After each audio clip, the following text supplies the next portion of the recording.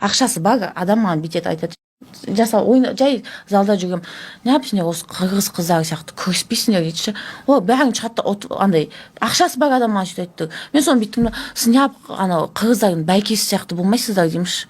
Олар чемпионат меган ұтпай жатып, өз ел чемпионатында жай не жатқан поддержка береді да. Поддержка, үйлерін бәрін нетіп береді, как там, алып береді, машиналарын алып береді.